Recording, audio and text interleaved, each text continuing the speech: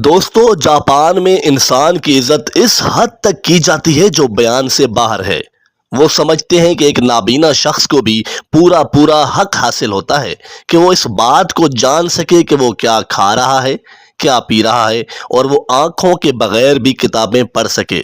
شاید آپ نے نوٹ کیا ہے کہ جاپان میں جو مشروبات کے کینز ہوتے ہیں ان پر بریل زبان میں ان کے نام لکھے ہوتے ہیں اور لکھائی مخصوص ابری ہوئی ہوتی ہے۔ یہ ترقی نہیں بلکہ احساس ہے۔ کیا آپ جانتے ہیں کہ یہ بریل زبان کیسے وجود میں آئی؟ اس زبان کے پیچھے ایک دلچسپ داستان ہے۔ لوئی بچپن میں ایک ایسے حادثے کا شکار ہوا تھا جس میں اس کی جان تو بچ گئی تھی، لیکن وہ اپنی آنکھوں کی بینائی کو کھو بیٹھا تھا۔ وہ دنیا کو نہیں دیکھ سکتا تھا، یعنی اب وہ عمر بھر کے لیے اندھا ہو چکا تھا۔ اسے پڑھنے کا بے حد شوق تھا، کیونکہ حادثے سے قبل بھی وہ ہر وقت کتابیں پڑھنے میں مصروف رہتا تھا، لیکن اب وہ کچھ بھی نہیں دیکھ سکتا تھا۔ اس کے باوجود لوئی نے ٹھان لیا کہ وہ نہ صرف خود کتابیں پڑھے گا بلکہ کچھ ایسا ایجاد کرے گا جس کو استعمال کر کے دنیا کا ہر اندھا پڑھ سکے گا۔ اب اس نے غور کرنا شروع کر دیا تو اسے محسوس ہوا کہ وہ آنکھوں کی کمی کان، ناک، حلق اور ہاتھوں سے پوری کر سکتا ہے۔ ناک، کان اور حلق انسان کو پڑھنے میں مدد نہیں دے سکتے۔ انسان نہ تو لفظوں کو سونگھ کر یہ جان سکتا ہے کہ یہ کیا لکھا ہے، یعنی سونگھنے اور چکھنے کی دونوں حصوں کے بعد ہاتھ اور کان دو ایسے آلات بچتے ہیں جنہیں ایک نابینا شخص استعمال کر سکتا ہے۔ اس دور میں ٹیپ ریکارڈر ایجاد نہیں ہوا تھا، لہٰذا اندھوں کے لیے کتابیں ریکارڈ نہیں ہو سکتی تھیں، یعنی انسانی انگلیوں کے علاوہ اب کوئی بھی آپشن باقی موجود نہیں تھا۔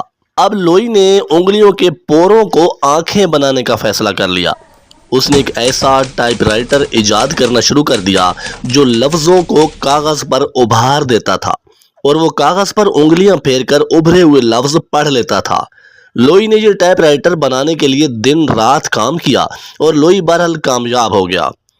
اس نے 1839 میں ایک ایسا سسٹم ایجاد کر لیا جس کے ذریعے پوری دنیا کے اندھے لوگ اگر پڑھنا چاہتے تو وہ کتابیں پڑھ سکتے تھے۔ اس کے بعد لوئی نے اس سسٹم کی ایجاد کے بعد باقی ساری زندگی اس سسٹم کو دنیا بھر میں پھیلانے کے لیے صرف کر دیا، لیکن بدقسمتی سے ابھی تک اس نے یورپ تک ہی اس سسٹم کو متعارف کروایا تھا کہ اس کا انتقال ہو گیا۔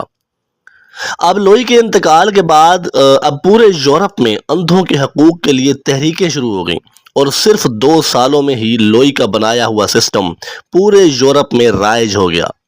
آج لوئی کا بنایا ہوا بریل سسٹم پوری دنیا میں رائج ہے۔ دنیا میں ہر سال بریل پر ہزاروں کتابیں شائع ہوتی ہیں۔